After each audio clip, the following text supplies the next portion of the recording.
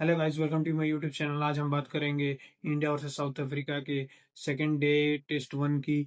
तो कल तक हम लोगों ने डिस्कस किया था कि इंडिया के एक विकेट के नुकसान पे 36 रन थे।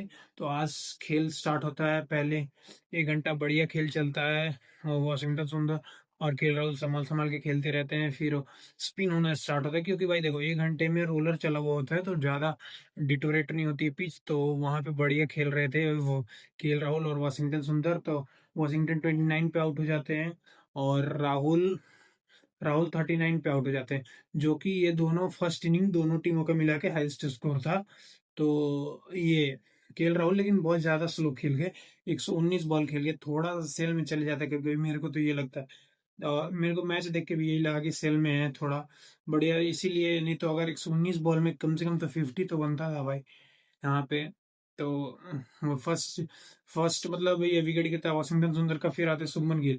तो शुभमन गिल भी एक चौका मारते हैं, उनको भी रिटायर हट होना पड़ता है, क्योंकि भाई देखो नेक के पास यहाँ पे सुबह में वो विजुअल दिखा रहे थे कि ये इनको यहाँ पे कुछ प्रॉब्लम हो रही है। तो अभी तक तो वो फील्ड पे वापस नहीं आए हैं। तो ऋषभ पंत कैप्टनसी कर रहे थे। तो यहाँ पे फिर आते हैं ऋषभ पंत रिटायर्ड आउट होने के बाद। तो ऋषभ पंत और केएल राहुल आउट हो जाते हैं केशव महाराज की बॉल पे, और कैच आउट होते हैं एडन मार्करम, जिसने बहुत अच्छी स्लिप स्लिप फील्डिंग की है। क्योंकि देखो भाई साइमन हार्मर वाला बॉल जो वॉशिंगटन सुंदर को पड़ा था ऑफ स्पिन, वो उसमें भी कैच बढ़िया था। और ये केशव महाराज जो राहुल का कैच था वो भी बढ़िया था।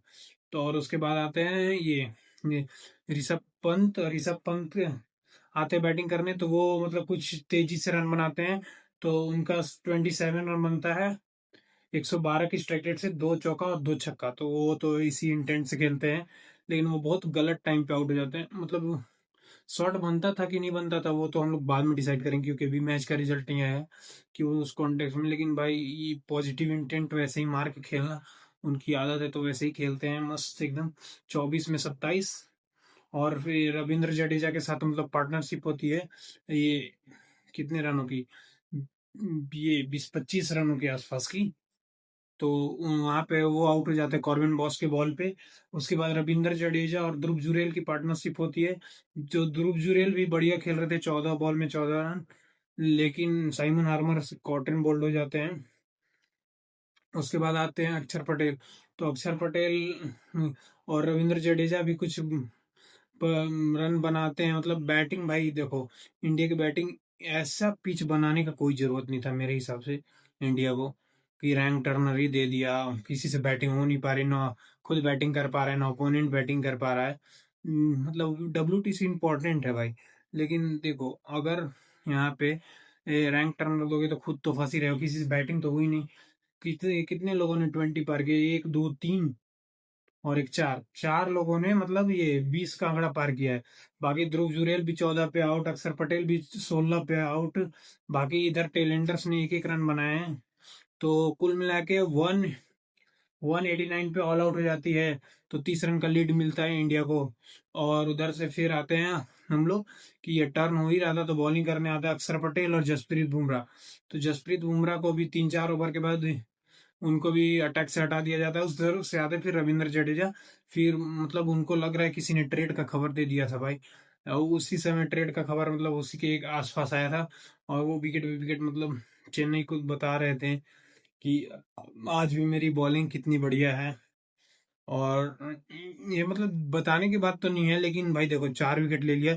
तो अभी भी कितने बढ़िया बॉलिंग कर रहे हैं, जैसे बोल रहे हैं कि मैंने CSK के CEO के मतलब जो मालिक हैं काशी विश्वनाथन सर, तो उनका मैं सुन रहा था कि इनका वाइट बॉल करियर एंड पे है। लेकिन वो बॉलिंग तो कर रहा है ना तगड़ा, भला ही वो रेड बॉल, लेकिन वाइट बॉल में भी वो ठीक ही करता था चेन्नई के ग्राउंड्स पे। तो मेरे को लगता है कि ये दिखा के गए हैं कि क्या बॉलिंग कर सकते हैं। 4 विकेट उन्होंने लिया। और फिर साउथ अफ्रीका की भी बात करें तो उनसे भी बैटिंग नहीं हुई। उन उनके तो ऐसे धड़ धड़ करके विकेट गिरे हैं। 18 पे एक विकेट गिरा, उसके बाद 25 पे 2, 38 पे 3, फिर 40 पे 4, 60 पे 5, और 75 पे 6 और 91 पे 7। जिसमें से 4 विकेट रविंद्र जडेजा लेते हैं, कुलदीप यादव लेते हैं 2 विकेट, और 4 2 6 और एक अक्षर पटेल लेते हैं काइल वेरिन को बोल्ड मार के। तो भाई लग रहा है कि आने वाले मतलब कल वाले दिन पे जडेजा का पंजा खुलेगा और इंडिया जीत तो जाएगी मेरे को लग रहा है। क्योंकि देखो भाई, एक बैट्समैन अभी भी शॉट ही खेल रहे हैं और शुभमन गिल का वो कंडीशन कुछ ठीक नहीं लग रहा है कि वो बैटिंग करने आ पाएंगे कि नहीं आ पाएंगे। भाई सुबह मतलब बैटिंग करने से पहले से उनको प्रॉब्लम हो रही थी। उन्होंने फिजियो से बात भी किया था, विजुअल्स आ रहे थे जो जियो हॉटस्टार पे। तो वहां पे मैंने देखा कि उनके ये यहाँ पे कुछ स्टिफ हो रहा था, फिर कुछ और प्रॉब्लम होगा वहां पे। क्लैरिफिकेशन नहीं आया बीसीसीआई की तरफ से। लेकिन भाई ये अगर कैप्टन इंजर्ड है तो एक बैट्समैन तो शॉर्ट हो ही ना गए हम लोग। तो हम लोगों को कम से कम टारगेट चाहिए। क्योंकि भाई देखो अभी बॉल टर्न हो रहा था, तो उधर से फोर्थ इनिंग में तो और बॉल टर्न होगा। तो मतलब ये अभी कितने की लीड है? अभी 63 रन की। इसको 10-15 रन के अंदर ऑल आउट करो, कर सकती है इंडिया। भाई बॉलिंग तगड़ी हो रही है जडेजा की तरफ से, बुमराह भी बढ़िया बॉलिंग कर रहे थे और कुलदीप यादव भी बढ़िया बॉलिंग कर रहे हैं। जो एक ऋषभ पंत ने पीछे सिस्टम माइक से बोला कि अराउंड द विकेट आके बॉलिंग करो। वहां पे मार्को यानसन का विकेट मिलता है, केएल राहुल को बढ़िया कैच वहां पे। तो वो ऋषभ पंत की कैप्टनसी की भी बात अलग है भाई। वो मतलब जो बोलते हैं विकेट मतलब विकेट तो लेना पड़ता है, लेकिन भाई उन्होंने ही बोला था कुलदीप यादव को कि रफ पे तेज बॉल डाल तो वहां पे विकेट मिल जाती है। तो आज तो यही था। कल के लिए मेरे को लगता है कि कल सेकंड सेशन तक इंडिया जीत जाएगी। और मैं यहाँ पे देख रहा हूँ ये आईपीएल रिटेंशन लिस्ट आ चुकी है भाई, रिलीज लिस्ट। तो वहां पे एक सबसे बड़ा नाम की आंड्रे रसल केकेआर से ये रिलीज हो चुके हैं और सीएसके से पथिराना। तो मैं ये रिलीज और रिटेंशन लिस्ट की वीडियो अगले एक दो मैच खत्म होने के बाद, अगर मैच खत्म होने के बाद ही अगले 2 दिन में बनाऊंगा कि कौन किस प्लेयर को टारगेट कर सकता है और किस चीज़ से किस तरीके से समीकरण बैठ रहा है सारी टीमों का।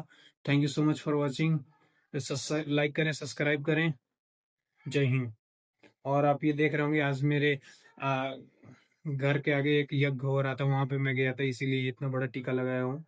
Thank you. जय हिंद।